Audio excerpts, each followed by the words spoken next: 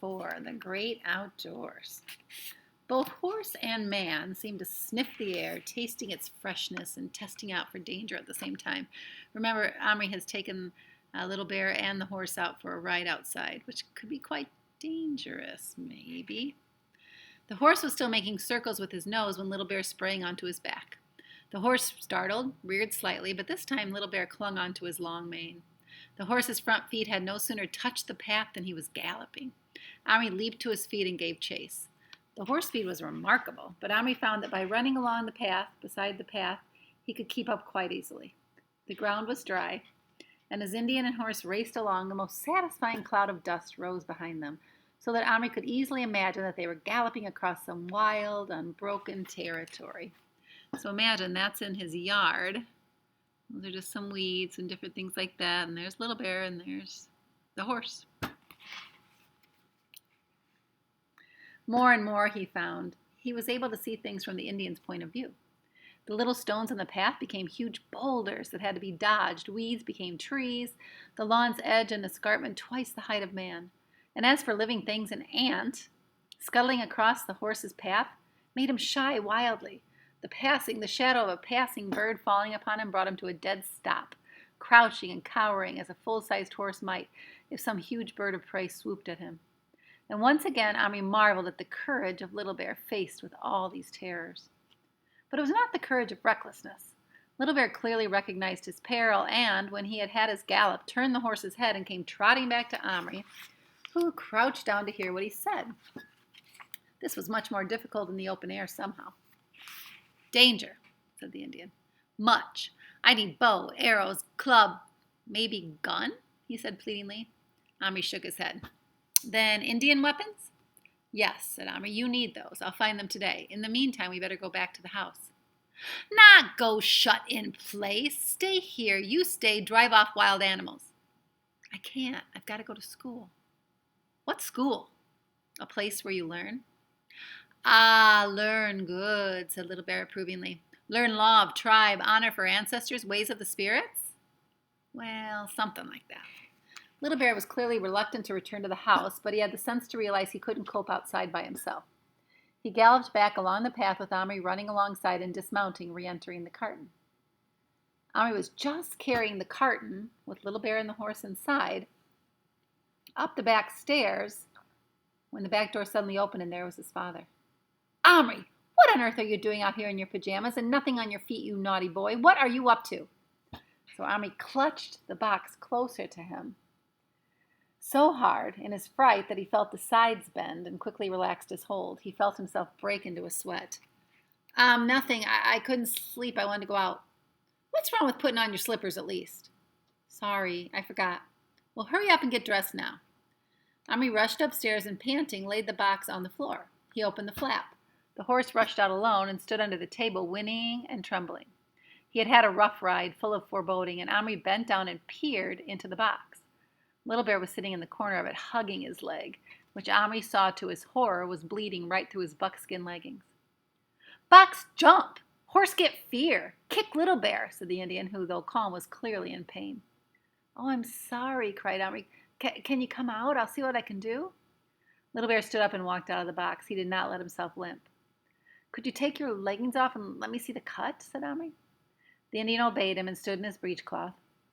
On his tiny leg was a wound from the horse's hoof, streaming blood onto the carpet. Omri didn't know what to do, but Little Bear did. Water, he ordered. Cloths. Omri, through his panic, forced himself to think clearly. He had water in the glass by his bed, but that would not be enough to wash a wound. His mother had some Listerine in her medicine cupboard. That's like mouthwash, that real strong taste, but it kills germs. When any of the boys had a cut, she would add a few drops to some warm water, and that was a disinfectant. Omri dashed to the bathroom and with trembling hands did what he had seen his mother do. He took a small piece of cotton wool. What he could be used as a bandage, he had no idea at all, but he hurried back with the water and poured some into the Action Man's mess tin. The Indian tore off a minute wisp of cotton wool and dipped it in the liquid and applied it to his leg. Now imagine that. So this stuff that you gargle for bad breath and to clean your mouth, what would that feel like if it hit your sores, like if you were bleeding? That would sting a lot, right? The Indian's eyes opened wide, though he did not wince. This not water. This fire. It's better than water. Now tie, said the Indian next. Hold in blood. Omri looked around desperately. A bandage small enough for a wound like that? Suddenly his eyes lighted on the biscuit tin, and there lying on top was a First World War soldier with the red armband of a medical orderly. In his hand was a doctor's bag with a red cross on it. What might not be contained if Omri could make it real? So a First World War. The First World War was like back in 1916, 17, 18. The First World War was a very dangerous war, but way back in time. Not stopping to think too far ahead, he snatched the figure up and thrust it in the cupboard, shutting the door and turning the key. A moment later, a thin English voice from inside called, "Here, where am I? Come back, you blokes. Don't leave a chap alone in the dark." Omri felt himself, and this is chapter 5 called Tommy. Omri felt himself grow weak. What an idiot he'd been not to realize that the man, and not just the medical bag, would be changed. Or had he? After all, what did he need more than just a bandage of the right size for the Indian? He needed someone of the right size to put it on. And unless he was sadly mistaken, that was just what was waiting inside the magic cover. He unlocked the door. Yes, there he was, pink-cheeked, tousle-headed under his army cap, his uniform creased and mud-spattered and blood-stained, looking angry, frightened, and bewildered. He rubbed his eyes with his free hand. "Praise be for a bit of daylight, anyway," he said. "What the—" And then he opened his eyes and he saw Omri. So imagine the fear. You wake up in the dark, and all of a sudden you look up, and there's this giant kid, actually, staring at you. And again, he's from World War I, Tommy. Omri actually saw him go white, and his knees gave way under him, and he uttered a few sounds, half curses and half just noise, and he dropped the bag and hid his face for a moment. And Omri said hastily, "Please, don't be afraid. It's all right. Then he had an absolute inspiration. "I'm a dream you're having. I won't hurt you. I just want you to do something for me, and then you'll wake up." Slowly, the little man lowered his hands and looked up again. "A dream, is it? Well, I should have guessed. Yes, of course it would be. The whole rotten war is a nightmare enough, though, without giants and..."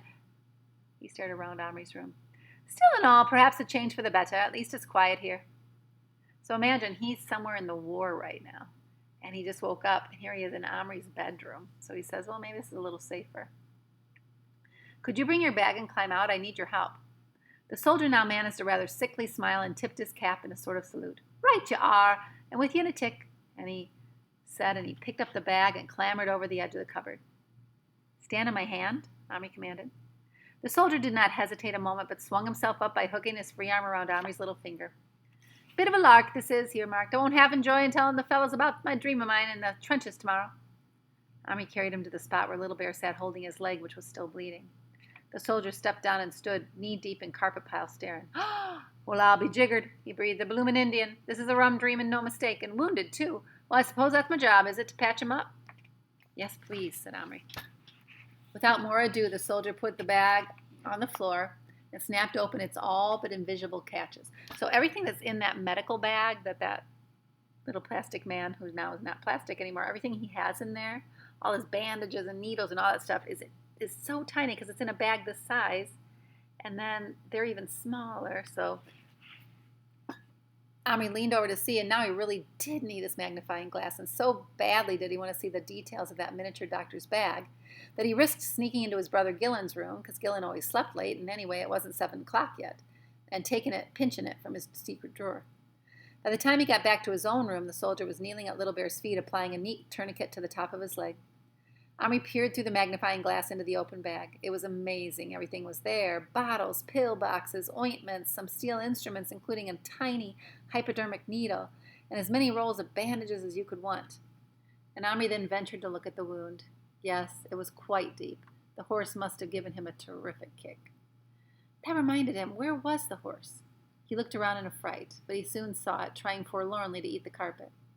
"I must get it some grass," thought Omri, meanwhile offering it a small piece of stale bread, which it ate gratefully, and then some water and a tin lid. It was odd how the horse was not frightened of him. Perhaps it couldn't see him very well. "There now, he'll do," said the soldier, getting up. Omri looked at the Indian's leg through his magnifying glass, and the wound was bandaged beautifully. Even Little Bear was examining it with obvious approval. "Thank you very much," said Omri. "Would you like to wake up now?" "Might as well, I suppose. Not that there's much to look forward to except mud and rats and German shells coming over. Still, got to win the war, haven't we? Can't desert even in a dream. Not for long, anyway. That is duty calls and all that, eh? Omri gently picked him up and put him in the cupboard. Goodbye, he said. Perhaps sometime you could dream me again? A pleasure, said the soldier cheerfully. Tommy Atkins at your service. Any night except when there's an attack. Then none of us gets any sleep to speak of then. And he gave Omri a smart salute. So the sad part is he's now going to send Tommy back to war, which is very scary. And Tommy's job in the war is to take care of people that get hurt. Regretfully, Omri shut and locked the door. He was tempted to keep the soldier, but it was too complicated now. Anyway, he could always bring him back to life again if he liked. A moment or two later, he opened the door again to check, and there was the orderly, bag in hand, standing just as Omri had last seen him, in a salute. Only now he was plastic again. Little Bear was calmly pulling up his blood-stained leggings. Good magic, he remarked. Leg feel good. Little Bear, what will you do all day while I'm at school? You bring bark of tree. Little Bear make longhouse. What's that? Iroquois house. Need earth, stick, posts in. Earth? Posts? Earth, posts, bark. Not forget food, weapons, tools, pots, water, fire. There were no quarrels at breakfast that morning. Omri gulped down his egg and ran, and in the greenhouse he found a seed tray already full of soil, well pressed down. He carried that secretly upstairs and laid it on the floor beside the dressing-up crate, which he was pretty sure his mother wouldn't shift, even if it was her cleaning day. Then he took his penknife and went out again. Fortunately, one of the trees in the garden had the sort of bark that came off easily, a silvery, flaky kind. He cut off a biggest strip and then another to make sure. How long was a longhouse? First of all, should you pull bark off of a tree? No, the bark is its skin, basically, and it's protecting that tree, so pulling off bark is not good for a tree. He pulled some grass for the horse. He cut a bundle of thin, strong, straight twigs and stripped off their leaves, and then he went back to his room and laid all these offerings beside Little Bear, who was seated outside his teepee, apparently saying his prayers. Omri, called his mother's call from downstairs, time to go. Omri took out of his pocket a corner of toast he'd saved from breakfast and cleaned out the last of the corned beef from the tin. There was some corn left as well, though it was getting rather dry by now. He filled up Action Man's beaker with water from the bathroom, pouring a little into the horse's drinking lid. The horse was munching the fresh grass with every sign of enjoyment. Omri noticed its bridle had been replaced with a halter, cleverly made of a length of thread. Omri! Just coming. The others have gone. Hurry up, you'll be late. One last thing. Little Bear couldn't make a longhouse without some sort of a tool beside his knife. He'd need an axe. Frantically, Omri rummaged in the biscuit tin. A knight, wielding a fearsome-looking battle axe. It wasn't right, but it was better than nothing it would have to do. In a second, the knight was locked in the cupboard. Omri! 1 second! What are you doing? Crash! The axe was being used on the inside of the cupboard door. So he brought back a knight, like a knight of shining armor, and he's just going to open the cupboard and grab the axe and then close it again. Omri wrenched it open and snatched the axe from the startled hands of the knight, who had just time for one horrified look before he was reduced to plastic again by the slamming of the door. Never mind. He had looked most unpleasant, just as knights must have looked when they were murdering the poor Saracens in Palestine. Omri had very little time for knights. The axe was a beauty, though. Shining steel with a sharp edge on both sides of the head and a long, heavy steel handle. Omri laid it at Little Bear's side. Little Bear. But he was still in a trance, communicating with his ancestors, Omri supposed. Well, Little Bear would find everything when he came to.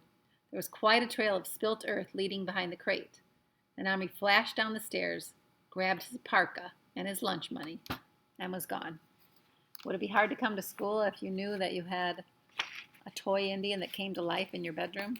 It'd be pretty tough, wouldn't it? Pretty tough to concentrate.